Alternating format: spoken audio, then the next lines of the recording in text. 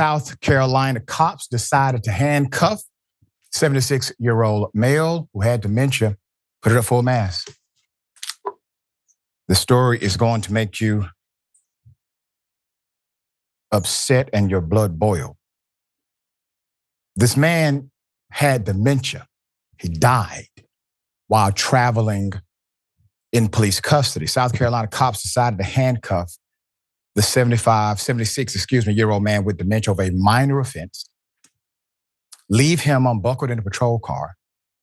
He dies after officer crashes during transport, according to a recently filed lawsuit. After police officers in West Columbia, South Carolina, arrested an elderly man suffering from dementia last July, they cuffed him and put him in a police car, but failed to secure him with a seatbelt. That's according to the new lawsuit.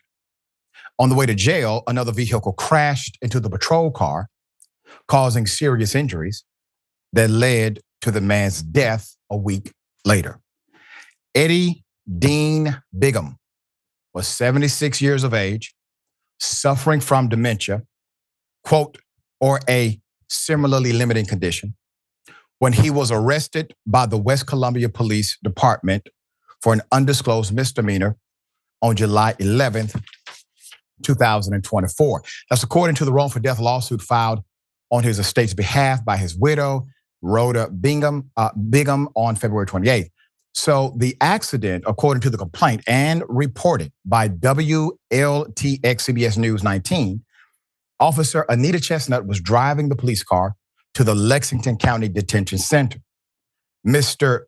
Bigham was sitting unrestrained in the back passenger seat when a white Kia Soul driven by Alexander Scott Fry, exiting a parking lot, pulled out in front of the police car and collided with it.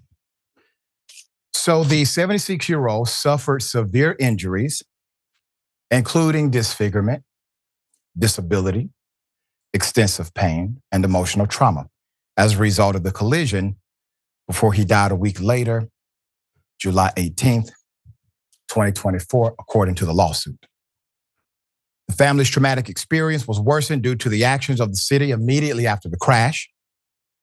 The family wasn't notified about the accident or that Mr. Bigham had been taken to the hospital for ER treatment for several hours. Then police kept his body in custody during his hospital stay, while, quote, limiting and restricting his family's access to him during his final days.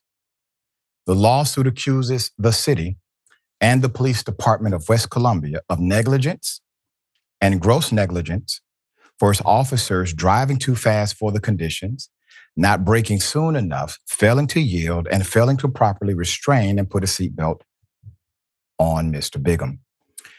Chestnut, who was a school resource officer at the time of the accident, was not notified to be at fault for the collision, but the South Carolina Highway Patrol, according to WLTX, which reviewed the incident report, she was treated at the hospital for injuries, released that same day. It is not clear if she's still employed at the police department or not.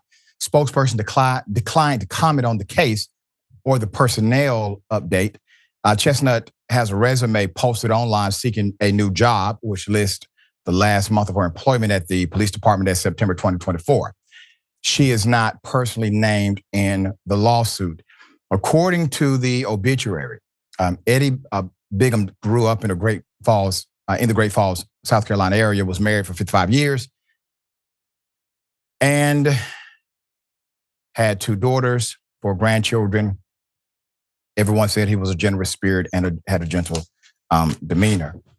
Let's talk about cause and effect. Number one, according to the allegation, he was being arrested for a minor misdemeanor charge, and there was no precaution. There was no care of how this was handled, not prior to the accident. We can make an argument about him even being arrested, but after the accident, the way this was handled was quite irresponsible.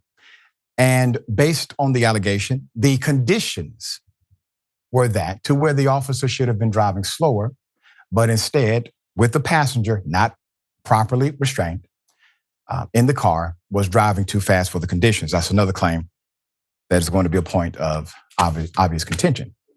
Let's talk about dementia. It's quite clear that he either has a diagnosis or it's a significant mental health decline. An officer should be able to pick up on that pretty quickly, which means you're not transporting him to a jail, whatever the condition may be. You're transporting him to be medically cleared first is the obligation. That wasn't part of the protocol. He was being transported to jail.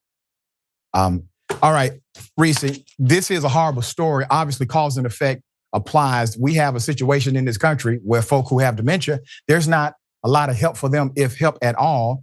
And then you have the macrocosm of the system providing remedies such as let's just take them to jail. Right. Well, and let's also point out that the misdemeanor was so low level that it hasn't even risen to the level of disclosing what it is. We don't even know what ultimately led to a death sentence from this arrest and reckless driving.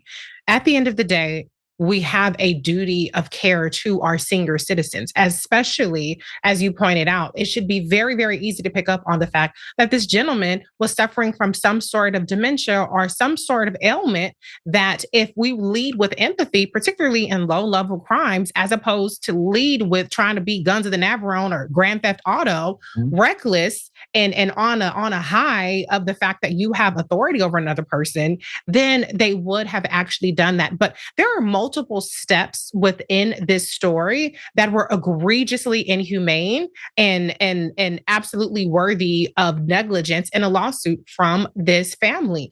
The fact that they continue to exacerbate the recklessness which led to Mr. Bigham being hospitalized by then not allowing his family access to a very elderly gentleman in very critical condition is even more disgusting and unacceptable. There was multiple chains within this incident of people failing to exercise humanity and care and failing to decide that we're not going to keep compounding the wrong that has happened to this man by further traumatizing his family. I can only imagine how horrific it must have been for Mr. Bigham to end up in the hospital alone or deprived from his family in that condition for over a week, suffering from injuries that he should have never been subjected to. That's right.